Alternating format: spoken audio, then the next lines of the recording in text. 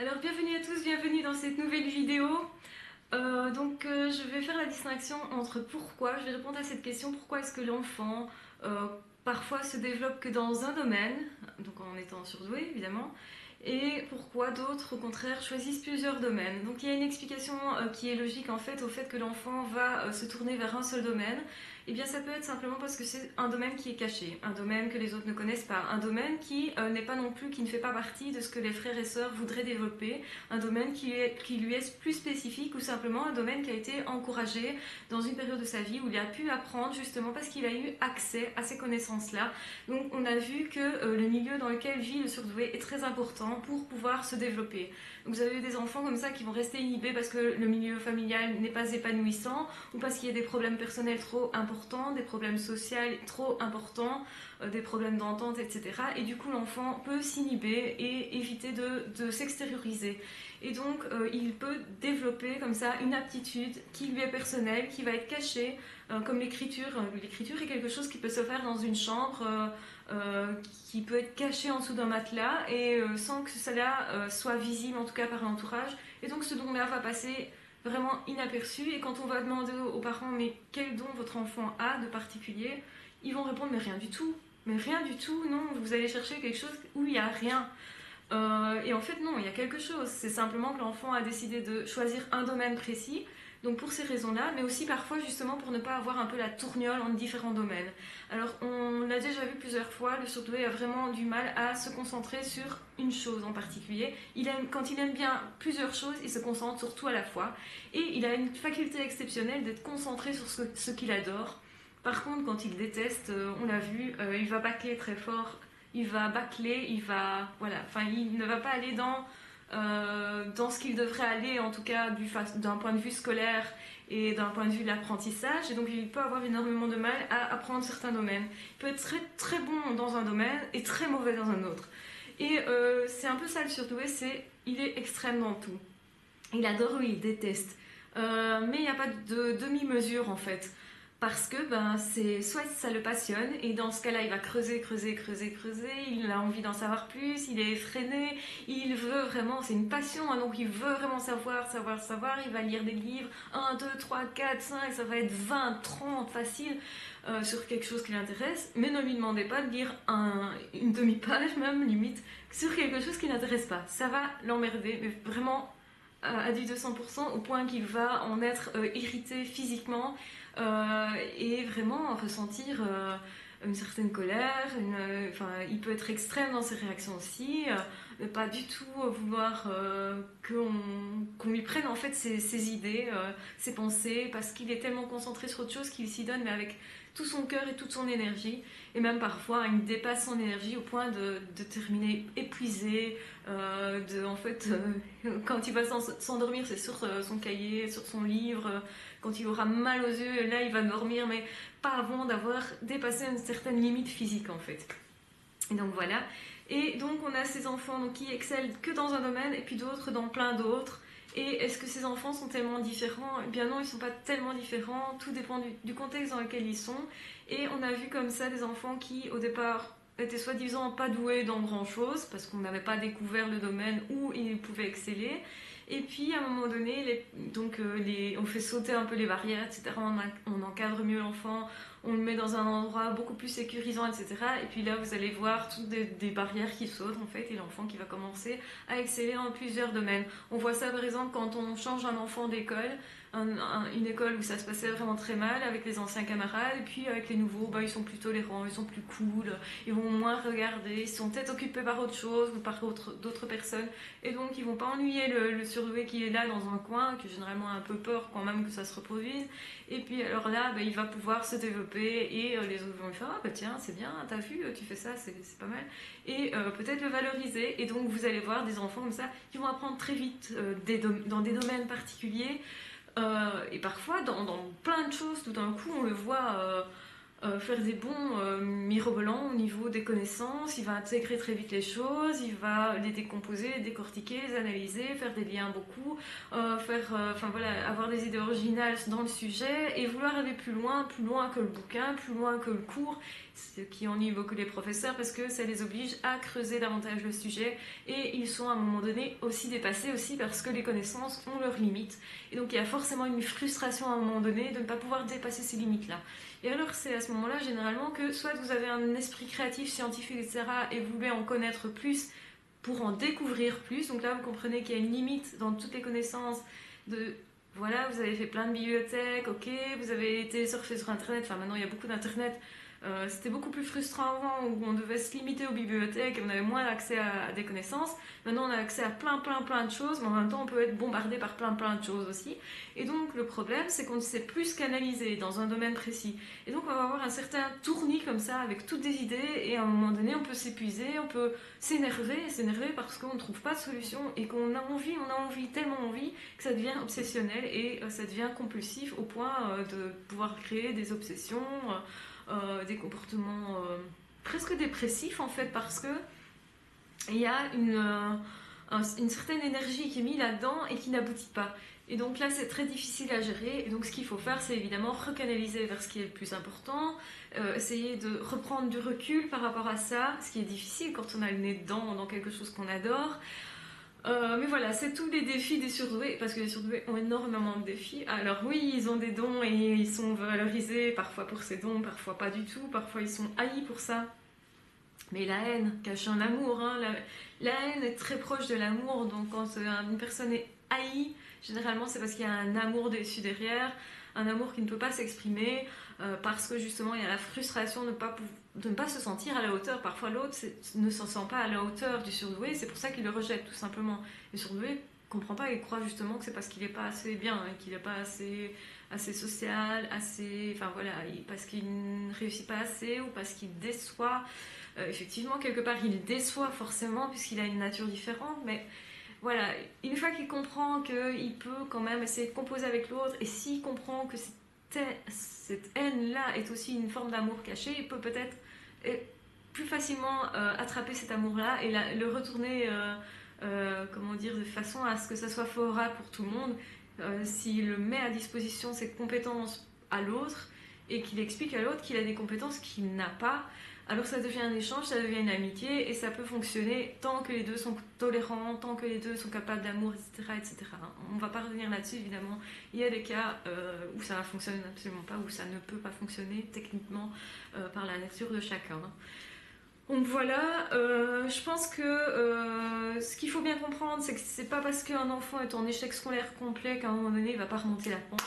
Et c'est des enfants qui évidemment à certains moments, si on leur laisse faire ce qu'ils veulent, on va voir poindre à l'horizon le don exceptionnel et souvent c'est pas un seul don.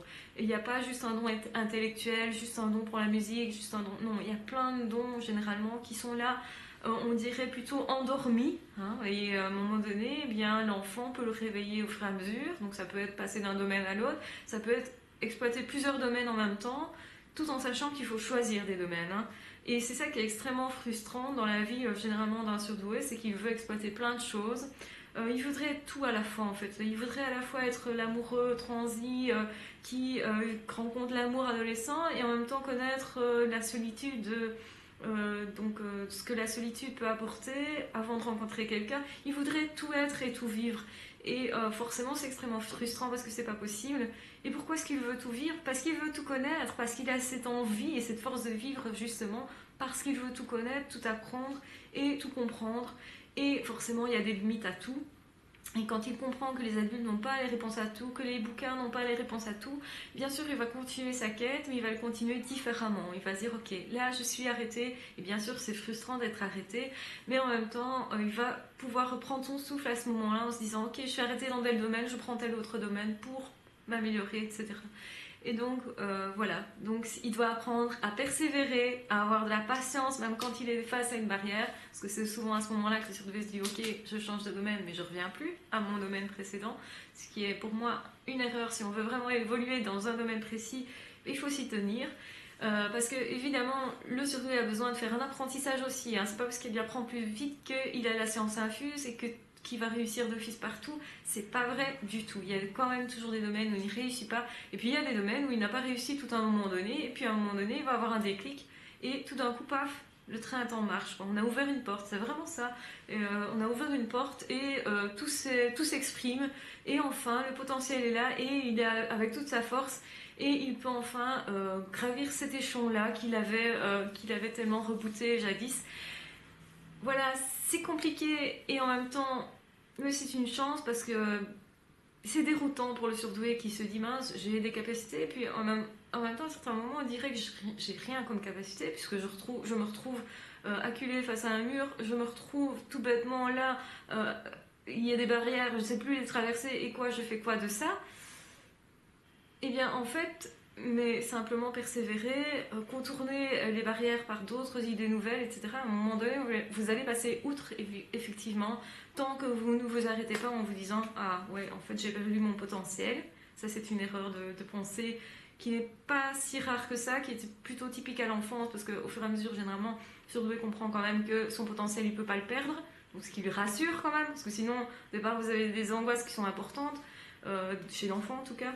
Surtout si c'est des idées entretenues, où on lui dit ah mais t'as eu tel point et puis tu vois, bah non finalement t'es pas si doué que ça.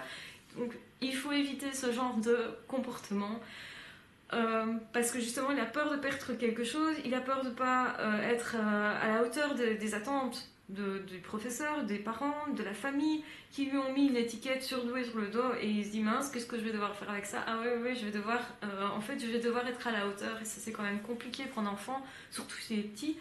Alors, ben voilà, c'est pas évident de découvrir son potentiel après coup, mais l'enfant, il porte aussi un poids sur son dos qu'il ne devrait pas avoir dans ses jeunes années. Un enfant, c'est quand même fait pour s'amuser, un enfant, c'est fait pour découvrir, par plaisir, par créativité, pour développer aussi son côté affectif, etc. Et malheureusement, ça risque comment dire, un peu enterré, un peu mis à l'arrière-plan, alors que forcément vous avez alors des gens comme ça qui vont fonctionner purement dans un domaine intellectuel, purement intellectuel parce qu'ils ont été poussés là-dedans. Et c'est pas le fait d'être poussé par les parents qui va créer le fait d'être surdoué, ça certainement pas. Parce que alors l'enfant, s'il n'est plus accompagné, ben, ça va retomber à un moment donné, tandis que pour un surdoué, comme ça vient de lui, le moteur est en lui et continue d'exister. Donc ça, c'est la grosse différence. Mais effectivement, si l'enfant reste dans cette optique-là, d'intellectuel et tout ça, il va lui manquer quelque chose à sa vie et à un moment donné, il va se rendre compte qu'il y a un gouffre en lui qui est l'affectif qui aurait été enterré trop longtemps et donc il doit revenir comme ça à la surface euh, et qui va forcément éclater à un moment donné. S'il est nié trop longtemps, ça va éclater carrément, ça va revenir en force et parfois de façon assez traumatisante, on peut dire. Donc voilà. Donc effectivement, moi je recommande de laisser exprimer sa part affective. Évidemment, il faut la canaliser dans une certaine optique, mais il y a des domaines dans lesquels il vaut peut-être mieux pas trop s'exprimer. Traiter son chef de connard, c'est peut-être pas trop une bonne idée si on veut garder son boulot. Donc là, l'affect, il faut le laisser un peu de côté. Il vaut mieux travailler dessus, prendre ça avec diplomatie. Je pense que le surdoué est quand même quelqu'un d'empathique, donc normalement il sait être diplomate. Mais il est aussi un peu impulsif, il a des affects qui sont quand même très intenses forcément puisqu'il ressent les choses beaucoup plus intensément. Donc ça peut déborder à certains moments et il faut s'excuser à soi-même aussi de pouvoir déborder, de pouvoir être différent de ce que les autres attendent et s'épanouir dans cette différence au final parce que effectivement nous sommes tous des êtres différents même si on essaye de dire il y a des catégories de personnes qui sont surdouées, des personnes qui sont d'une intelligence normale, des personnes qui ont éventuellement une déficience intellectuelle, etc. Donc on met les gens dans des cases. Je pense que c'est moins juste que ça parce que vous avez pour moi des surdoués qui sont peut-être entre deux mondes, d'autres plus aux extrémités, mais vous avez aussi des personnes qui sont un petit peu enfin, qui se fondent dans la masse, mais qui sont plus surdoués qu'autre chose. Et enfin voilà, je pense que la complexité humaine est tellement importante. On est tous différents, on a tous des composantes différentes. Et tant mieux. Je pense que c'est ça qui fait la richesse d'un monde. Et donc, aimez votre différence et cultivez-la. Cultivez-la pour en faire quelque chose. Pas pour la revendiquer, vraiment, parce que chacun a droit à sa différence, donc vous pouvez pas revendiquer une différence en prétendant qu'elle est mieux qu'une autre. Ça, je pense pas. Mais par contre, faites-en quelque chose, parce que si vous avez ça dans les mains, eh bien, autant s'en servir. Si vous avez un outil dans les mains, c'est qu'il doit servir à quelque chose. Voilà, sur ce, je vais vous laisser sur, sur cette deuxième vidéo. Voilà, j'espère que vous allez bien. En tout cas, voilà, moi je travaille encore un petit peu ce soir pour tout vous dire parce que je travaille demain et donc je n'aurai pas beaucoup de temps pour vous faire des vidéos. Donc là, me voilà rassurée d'avoir du contenu pour vous et parce que mine de rien, je pense beaucoup à vous. Je pense beaucoup à vous même quand je travaille dans d'autres domaines, même quand je suis dans ma vie privée, personnelle, etc. et que je fais complètement autre chose. Parfois, je me dis, mais à un moment donné, je vais plus avoir d'idées ou mais absolument pas. J'ai toujours plus d'idées. Donc n'hésitez pas à me poser vos questions parce que je vais forcément essayer d'y répondre. J'espère que vous trouvez toujours un intérêt et quelque chose de riche dans mes vidéos. Je vais essayer en tout cas de ne pas me répéter, mais ça risque forcément un petit peu plus au fur et à mesure des vidéos, puisque nous avons dépassé la centaine de vidéos. Donc pour ceux qui ne savent pas, j'ai créé une page Facebook, donc je mettrai le lien en barre d'infos.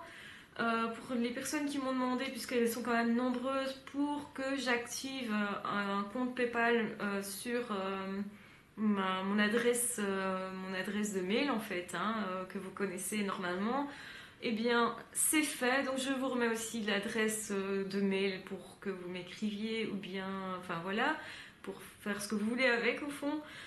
Bon voilà, je vais continuer effectivement de répondre à vos attentes à ce niveau-là. Je développe ça au fur et à mesure, vous verrez. Et j'espère en tout cas que vous vous portez bien, que tout va bien pour vous dans votre vie. Je vous le souhaite en tout cas. Et je vous embrasse très fort et je vous dis à très vite pour d'autres vidéos. Bye bye.